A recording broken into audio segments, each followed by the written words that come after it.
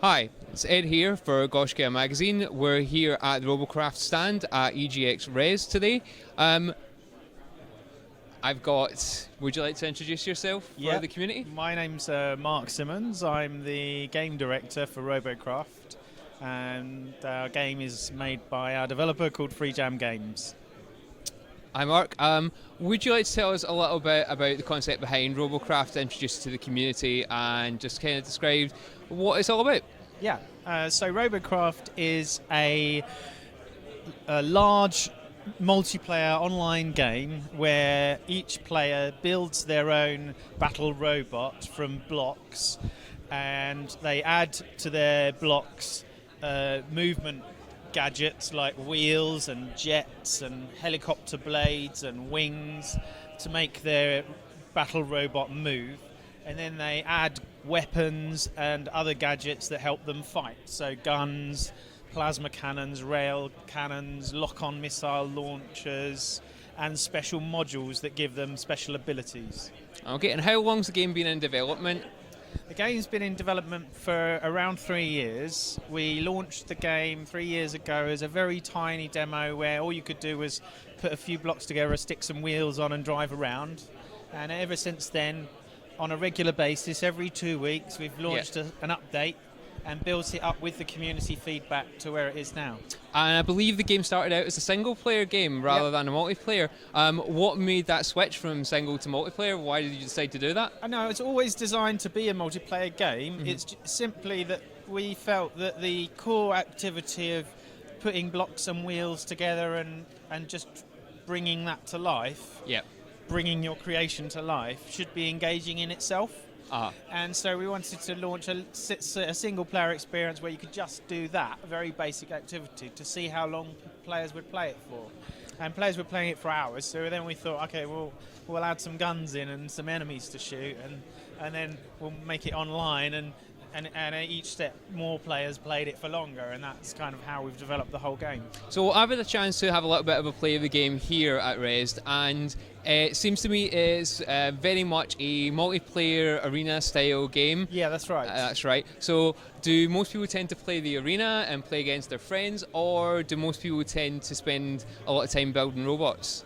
Well, in terms of the time split, we see about a 30-30-30 split between the building and the fighting online and the testing and fighting in single player.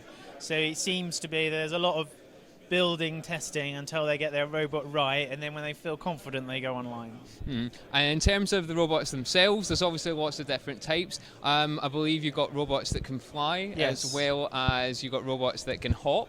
Yep. And you've got robots that can drive as well. For players that aren't necessarily as au fait with building or as more into fighting than they are into crafting, how do you get past that? How do you give them the ability just to jump straight into the game and shoot something?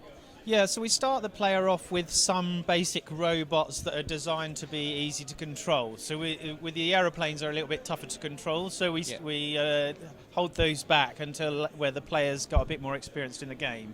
And we also have a community robot factory built into the game, where the community who are good at building robots submit their robots to the factory, and new players can simply use those robots. And so we find many players will at first experiment with a few changes to the starting robots they're given. Then they'll try a few robots from the factory, and then they become a bit braver and they get inspired by what they see in battle, and then they decide they have an idea for a robot they want to build and then try to tackle it as a project. So it being a competitive game and you having an arena, how difficult is it to balance things like meta and skill and robot with so many different combinations? It must be horrendously difficult to have a balance in place. Yeah, it's an interesting one. It has been a massive challenge. Robocraft to some extent is self-balancing. So what happens is the audience tend to find the best builds, and they'll find when the meta's shifting towards one type of robot, that everyone's building, then the most creative players will find a way that will become the new best robot because of the way the meta's shifted.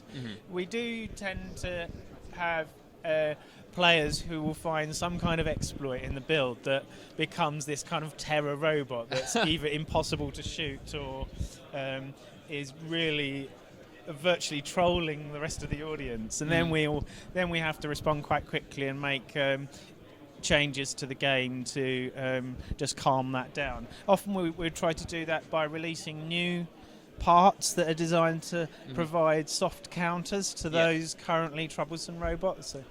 Fair enough. So you are still adding new parts and new features to the game then. It is, I believe, still in early access at this point. Yeah, so we have quite an aggressive release cycle. We still try to release new weapons or maps or game modes or features every couple of weeks. Yeah. And we do quite a major launch every 4 weeks. And then on top of that, we're looking to bring the game out of early access and into a full open beta at some point in the middle of this year. That's great. So yeah, that's what we're aiming to do, because we feel like we've called ourselves early access for a bit too long now. Well, there are some games that never come out of early access, so, and you're looking like you're definitely going to come out of it with a bit of a flourish. Yeah, so, hopefully. What I'd like to know as well is what other features have you got coming for the game? Because when people jump in and have a play, it is looking very much like it could be released anytime soon with the level it's at. But what sort of features have you got coming? So the main points, we're implementing a new progression system, which is due to be released in a few weeks' time. Yep.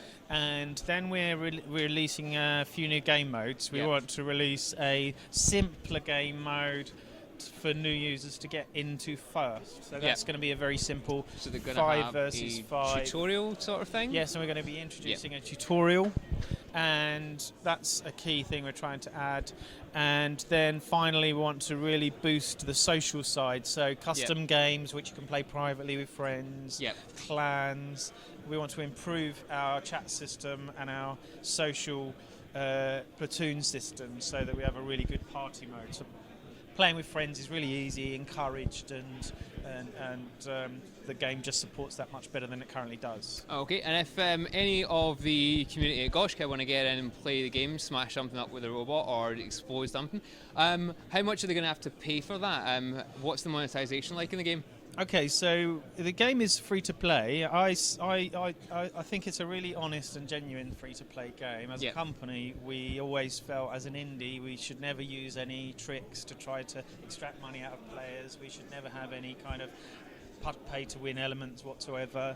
And although you can accelerate your time through the game by spending money, we think you can legitimately get through to the best stuff in the game without too much time. And so we think we play it really honestly. So I genuinely, I think you can have a fantastic experience without spending a penny in Robocraft. That's fantastic to hear.